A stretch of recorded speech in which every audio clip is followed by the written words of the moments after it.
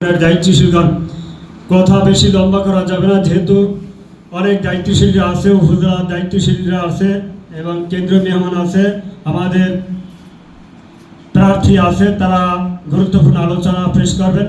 সংগ্রামী সাথী বন্ধুগণ, সামনে একটি আমাদের জাতীয় সংসদ নির্বাচন আসছে। এটা আসলে জাতীয় সংসদ নির্বাচন, এখানে আমাদের ইসলামের পক্ষে আর বিপক্ষে একটা যুদ্ধ আছে। ইসলামের পক্ষে এবং বিপক্ষে একটা যুদ্ধ, কঠিন যুদ্ধ আছে। যেভাবে আমরা আমাদের পূর্বপুরুষরা বদরের প্রান্তরে যুদ্ধ করেছেন, ঠিক তেমনি ভাবে একটা যুদ্ধ আসছে। যদিও সেই সময় তলোয়ারের যুদ্ধ ছিল, এখন আমাদের ভোটের যুদ্ধ। এই ভোটের যুদ্ধে যদি আমরা ঠিকভাবে দায়িত্বশীল ভূমিকা পালন করতে না পারি, আমরা যদি একজন মুজাহিদের ভূমিকা পালন করতে না পারি, যদি আমরা দায়িত্বে অবহেলা করি অথবা আমরা মুনাফিকি করি, তাহলে আমরা এখানে পরাজয় বরণ করতে হবে। অথবা আমরা যদি বদরে উহুদের ময়দানে যেভাবে ঊর্ধ্বতন নেতৃবৃন্দ থেকে যেভাবে নির্দেশনা দেওয়া হয়েছিল, সেই নির্দেশনা একটু যদি আমরা হেরফের করি, তাহলে আমরা পরাজয় বরণ করার সম্ভাবনা আছে।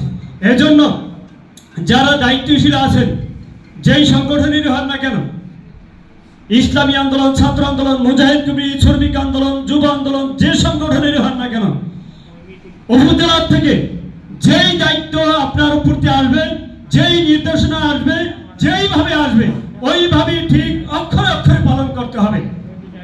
যদি আমরা পালন করতে পারি, আমরা ঊর্ধ্বতন নেতৃবৃন্দের প্রতি সম্মান প্রদর্শন করতে পারি, তাদের কথা যদি আমরা অক্ষরে অক্ষরে পালন করতে পারি, ইনশাআল্লাহ আমরা বিজয় সুনিশ্চিত। এজন্য ইসলামী শ্রমিক আন্দোলন আন্তরিক উপজেলার পক্ষ থেকে ইউনিয়ন শ্রমিক আন্দোলন, আর্ট শ্রমিক আন্দোলনের যারা নেতৃবৃন্দ আছেন, সবাইকে স্পষ্ট নির্দেশনা আজকে দিয়ে যাচ্ছে। আবার কবে দিতে পারবো জানি না।